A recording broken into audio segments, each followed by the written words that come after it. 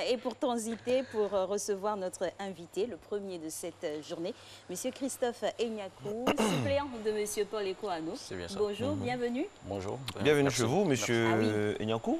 Vous allez bien? Oui, ça va bien. Alors, c'est quoi l'idée de base? Parce qu'on dit connaissance et entretien de base d'un véhicule. Alors que tout est important hein, sur un véhicule. Le moindre détail qu'on néglige, c'est quand il pleut qu'on voit l'importance, par exemple, de l'essuie-glace. C'est quand on veut trouver un pompiste indélicat, qu'on voit l'importance de sa jauge, un carburant. Alors, dites-nous, c'est quoi la base de l'entretien d'un véhicule? D'accord, merci. Pour commencer, nous allons dire que tout un chacun est automobiliste. Donc, c'est-à-dire qu'on doit connaître le minimum qu'il faut. Il y a le minimum qu'il faut savoir sur un véhicule. Alors, on va teaser un peu. Hein. Le minimum qu'il faut savoir sur un véhicule. Si vous êtes à la maison, prenez vos calepins, parce que Christelle Akoussa passe par là avec un jingle.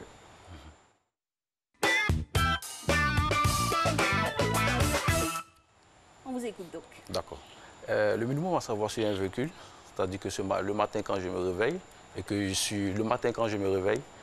je suis devant mon véhicule, qu'est-ce qu'il faut faire? Ou quels sont les réflexes que je dois avoir? Voilà. En premier lieu, vérifier d'abord, ouvrir son capot, le capot de la voiture. Tous les matins? Tous les matins. Tous les matins? Oui. Ouvrir le capot de la voiture, vérifier l'état d'huile. Le capot aussi. Voilà. Et quand on dit vérifier l'état d'huile, il y a une jauge. Et quand on retire la jauge, on va voir qu'il y a, sur la jauge, il y a là où on a mis minimum et maximum. Et il faut s'assurer que son niveau d'huile se trouve entre minimum et maximum. Voilà, le niveau d'huile ne doit pas être en deçà de minimum et ne doit pas être au-delà de maximum. Ah d'accord. Voilà, il faut vérifier, ça c'est très important. Et autre chose aussi, vérifier qu'il y a de l'eau dans le radiateur. Voilà. Voilà, ça c'est déjà bon au niveau du capot. Donc on referme, on met son moteur en marche et là, il y a le tableau de bord qui nous parle. Automatiquement, le tableau de bord va me dire s'il y a suffisamment de carburant pour pouvoir exécuter mon trajet. Donc voilà, c'est déjà bien à voir qu'il faut savoir. À ce niveau-là, par rapport au carburant, des fois on a des jauges qui ne sont pas exhaustives. C'est ça. Alors, il n'y a pas une autre méthode pour savoir exactement si on a du carburant, est-ce qu'il ne faut pas ouvrir le réservoir, essayer de voir comment ça se passe. Non, c'est un peu plus compliqué. Exclusivement dédié à la jauge. Oh non, on va se référer à son tableau de bord. D'accord. Voilà. C'est-à-dire on va directement. En fait, moi j'aime bien ce côté où on est obligé d'aller soi-même, parce que quand on veut en fait confiance à trop de technologie, parfois ça nous piège. C'est ça. Alors donc on a parlé déjà premier réflexe, jauge, carburant, de l'eau, tout ça, et après. Ensuite. Alors, le tableau de bord nous dit quoi? Le tableau de bord va te donner un état de ton véhicule. Voilà, savoir s'il y a des anomalies, savoir si le véhicule est vraiment en bon état.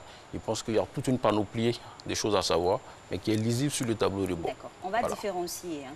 On a des tableaux de bord pour des véhicules de type automatique et de type manuel. Comment ça se fait pour chaque spécificité?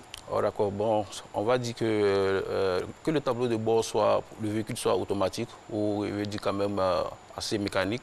Je pense qu'il y a le minimum, c'est-à-dire les fondamentaux, voilà, qui sont quand même, il veut dire, identiques. Mais si mon tableau de bord ne marche pas? Voilà, si le tableau de bord ne marche pas, on se met en danger. Si le tableau de bord ne marche pas, on se met en danger. Alors ça veut dire quoi? Il faut automatiquement voir mon mécanicien et voir ce qu'il faut pour régler cela. Parce que pour éviter que le véhicule me lâche en cours de route, il faut impérativement s'assurer que son tableau de bord est en parfait et en bon état. Voilà. Alors, comment lit-on un tableau de bord? Parce que bon, je le dis, hein, pour nous les femmes, nous c'est contact et puis on est parti. Ok, d'accord. Une fois que vous mettez le contact et que vous mettez le véhicule en marche, vous allez voir que le tableau de bord, il y a le kilométrage qui va s'afficher. Il y a le niveau du carburant également. Et il y a même aussi ce qu'on appelle la température aussi. Oui, il y a l'heure aussi. Voilà, l'heure aussi. non, on dit la base. Voilà. Donc, il faut tous ces éléments, tous ces préalables, il faut les vérifier quand même, voilà, avant de s'assurer d'avoir une bonne destination. Alors, et au niveau de contrôle des éléments de visibilité, tout ça, les essuie-glaces. Est-ce que de façon machinale, chaque matin, quand on ferme la portière, on vérifie tout ça? à la lettre. Et comment ça se vérifie? On doit toucher les essuie-glaces, comment ça se vérifie? Pour l'essuie-glace, par exemple, lorsqu'on met le moteur en marche, voilà, on a le bouton qui permet d'actionner l'essuie-glace, surtout en ces temps, avec de l'eau. Voilà. On peut quand même, lorsqu'on est dans son véhicule, mettre l'essuie-glace en marche et essayer de voir comment est-ce que le mouvement, s'il est quand même bien fixé. Vérifier le mouvement. Voilà, vérifier le mouvement, ne pas attendre qu'on soit en cours de route et qu'il y ait une forte pluie. Et là, on se rend compte que ça ne marche pas. C'est désagréable de descendre et voir. Voilà. Et c'est même dangereux. Donc, ce que vous dites est tellement important parce que chaque fois, il faut le faire parce que le mouvement, il faut que le mouvement soit toujours fluide.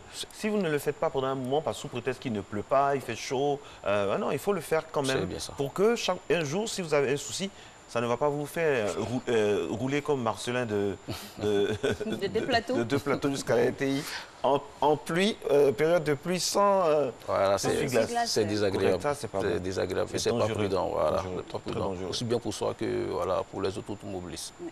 Revenons au tableau de bord. Quels sont les seuils, on va dire, normaux pour pouvoir démarrer sa voiture? Quand on lit chaque compartiment, par exemple, à la température, ça doit être de combien de degrés, ce genre de choses? D'accord. Au niveau de la température, il faut vérifier que l'aiguille ne dépasse pas 90. Au niveau de la température, vérifier que l'aiguille ne dépasse pas 90. Il doit être en deçà de 90. Voilà. Au-delà de 90, ça veut dire qu'il y a un souci. Okay. Voilà. Ça, c'est au niveau de la température.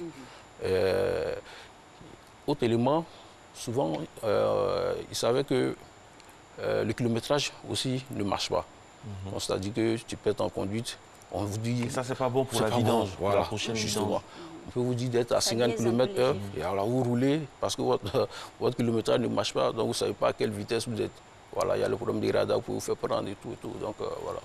Et puis, au niveau aussi de la jauge à essence, parce que de plus en plus, il y a des pompistes indélicats. Vous demandez pour 15 ou 20 000, ils vous mettent pour 10 000. Et si votre jauge ne marche pas bien, vous ne pouvez pas savoir automatiquement comment ça se passe. Hein, Marco, des fois, ça marche, mais vous restez sur le fait accompli, quoi. C'est fait, et puis bon. Alors, quand on connaît bien sa jauge et quand sa jauge marche, il faut, là on peut parlementer. On peut même pas parlementer, mais on peut exiger parce qu'on a l'habitude. Il faut connaître sa voiture. En fait, c'est ça la vérité. Voilà, c'est ça. Tout ça, c'est pour connaître sa voiture, pour ne pas se faire gruger, pour ne pas faire un accident bêtement. C'est ça. Voilà. Et au niveau des pédales, il faut vérifier aussi. Au niveau des pédales, oui, également il faut les vérifier. Il y a l'embrayage qu'il faut, s'assurer qu'il fonctionne correctement. Le frein, les accélérateurs, même comment pratiquement on s'assure? Comment? Parce que nous, on appuie, on roule et tout ça, on conduit. Mais comment on s'assure que ça flotte un peu ou ça ne marche pas? Voilà, c'est beaucoup plus mécanique. C'est beaucoup plus mécanique de façon pratique. C'est-à-dire que quand je mets mon véhicule en marche, avant d'aller, c'est-à-dire que je sors de mon parking, c'est-à-dire que pour une distance, je veux dire, de moins de 20 mètres, déjà, je peux vérifier tous ces éléments. Voilà, je peux vérifier, je sais que mon embrayage, quand je l'actionne, j'arrive à passer mes vitesses correctement. Voilà, il y a mon frein à main aussi qu'il faut vérifier qu'il est en bon état, même les vitesses. C'est-à-dire qu'avant de s'engager sur une longue distance, déjà quand on sort de sa maison ou on sort de son parking, voilà, déjà il faut tester ces éléments-là par rapport avant de s'engager sur une longue distance. Alors, ça, c'est ce qu'on fait soi-même. Ça, tout ce qu'on dit là, ça n'a rien à voir avec son mécanicien, tout ça.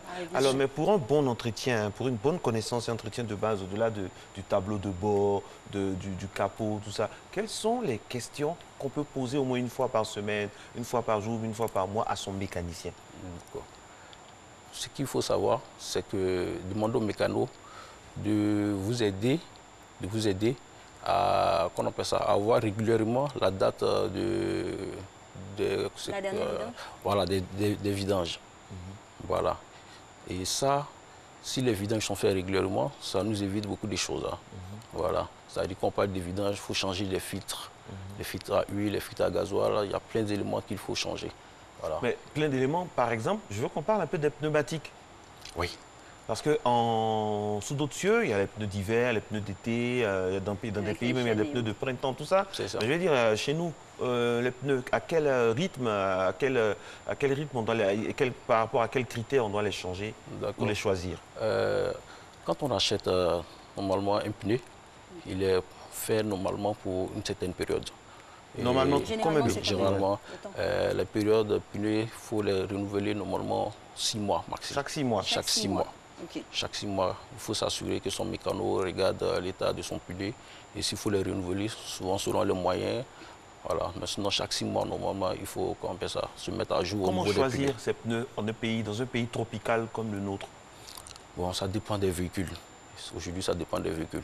Donc ici, pour ne pas faire des calculs erronés, il faut aller vers les spécialistes. Voilà, il faut aller vers les spécialistes.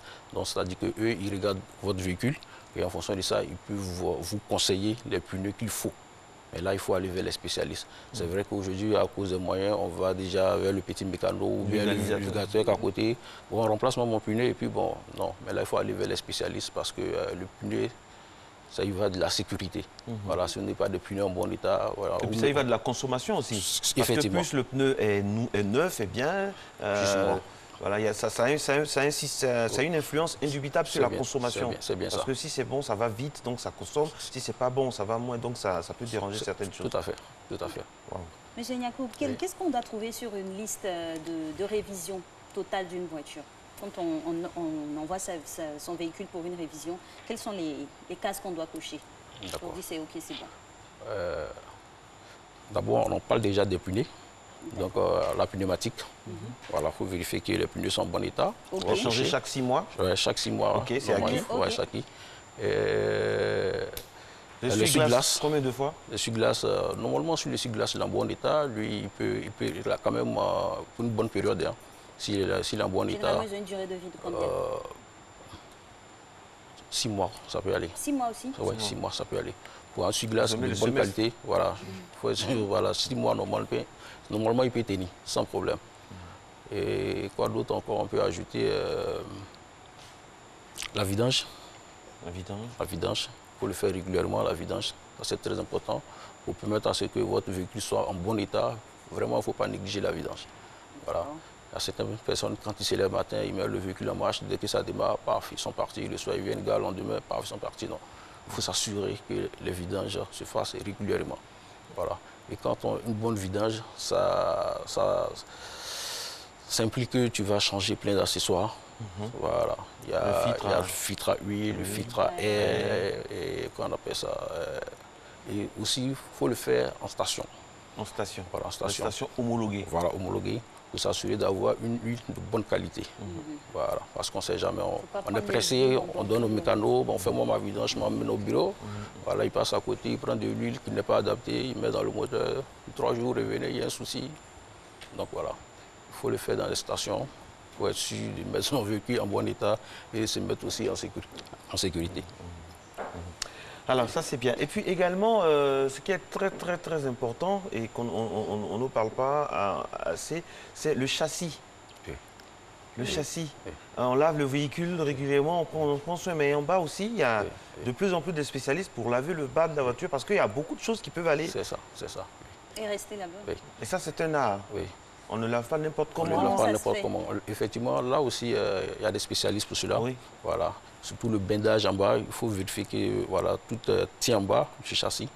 Donc, ça, il y a des spécialistes pour ça. Il y a des résidus après qui peuvent corrompre le bas, tout ça. Et les phares, on me demande les phares, tout ça. Il y a un traitement particulier.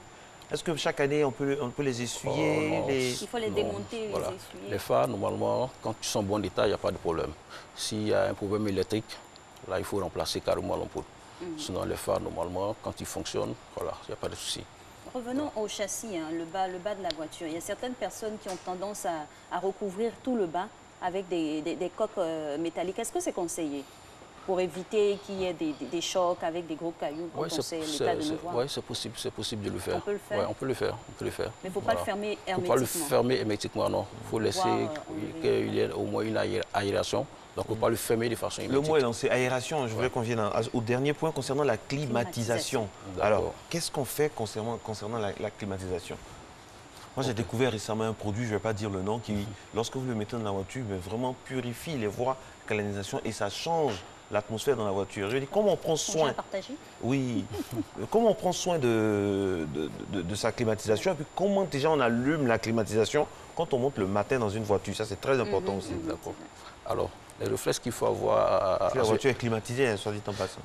Les réflexes qu'il faut avoir à ce niveau, c'est que lorsqu'on met le véhicule en marche, il y a des boutons, soit assis pour activer la climatisation. Mais ce qui est conseillé, c'est quoi? Quand vous mettez le moteur en marche, avant de mettre la clim, il c'est-à-dire que pour actionner la clim, mais s'assurer que les vitres sont baissées. Voilà, pour qu'il y ait une ventilation, pour que ce qui sort d'abord puisse être évacué. Voilà, parce qu'il y a un gaz qui est, il faut le dire quand même, un peu nocif. D'aucuns disent qu'il est cancérigène carrément. Voilà, c'est un gaz qui est nocif. Donc, même à la maison comme dans le véhicule, quand on met la clim en marche, il faut s'assurer que les premiers instants, cela puisse échapper. Donc, ça veut dire qu'il faut baisser carrément les vitres et évacuer déjà ce premier mouvement d'air et attendre environ 1 minute, 2 minutes comme ça. Et voilà, actionner à un niveau voilà, minimal. Voilà. Merci beaucoup, M. Ignankou, pour votre première à Matin Bonheur. Merci. Avec vous, nous parlions bien sûr des connaissances et entretiens de base du véhicule aujourd'hui.